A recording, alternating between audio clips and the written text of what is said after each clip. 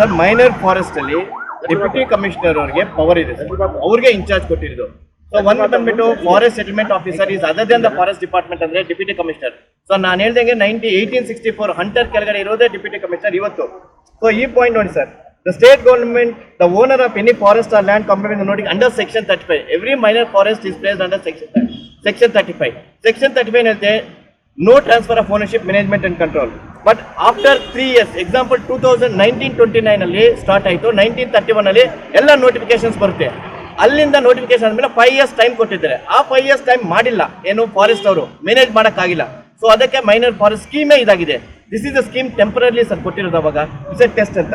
So 3 years time after 12 years the deputy commissioner ಏನು ಮಾಡಿದರೆ ನಮಗೆ ಪಬ್ಲಿಕ್ ಆಕ್ಷನ್ ಮಾಡಿ ಗ್ರಾಂಟ್ ಮಾಡಿದ್ದಾರೆ. ಸೊ ಇಲ್ಲೇ ಸರ್ 37 ಅಲ್ಲಿ ಏನು ಹೇಳುತ್ತೆ ಅಂದರೆ any notification under section 35 not less than 3 years more than 12 years require such forest shall be acquired for the public purpose. The state government shall acquire for state accordingly ಅಂತಿದೆ sir. ಅದು ಭಾರಿ important sir. So ನಾನು ಹೇಳಿದ್ದಲ್ಲಿ minimum 1924 ಹೇಳಿದ್ದೀನಿ, 1929 ಹೇಳಿದ್ದೀನಿ. Forest act 1927 important sir. Minor forest is placed under section 35.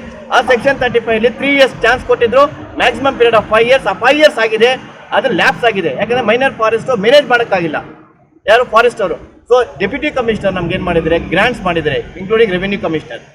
So grant ಮಾಡಿದ್ದಕ್ಕೆ after 12 years ಇಲ್ಲೇ ಇದೆ sir ಪಾಯಿಂಟಲ್ಲಿ. ದಿಸ್ ಇಸ್ 1927 ಆ್ಯಕ್ಟಲ್ಲಿ. ಸೊ ಅದೇ ಥರ ನಾವು ಇವತ್ತಿನವರೆಗೂ ಗ್ರಾಂಟೆಡ್ ಕಾಪೀಸ್ ನಮ್ಮ ಹತ್ರ ಇದೆ. ಸೊ ಫೈನಲ್ ಆಗಿ ಹೇಳೋದಂದರೆ ಸೆಕ್ಷನ್ 35 ಅಲ್ಲಿ ಬರೀ ಮ್ಯಾನೇಜ್ಮೆಂಟ್ ಕೊಟ್ಟಿದ್ರೆ, section 35 comes under minor forest comes under the control of the revenue department sir. So ಇದು ಹೈಲೈಟ್ ಮಾಡಿ ಸರ್. ರೆವಿನ್ಯೂ ಡಿಪಾರ್ಟ್ಮೆಂಟಲ್ಲಿ revenue commissioner along deputy commissioner ನಮ್ಗೆ ಗ್ರಾಂಟ್ ಮಾಡಿದರೆ ರೈತರಾಗಿ ನಾವು ಜೀವನ ಮಾಡ್ತಾ ಇದ್ದೀವಿ.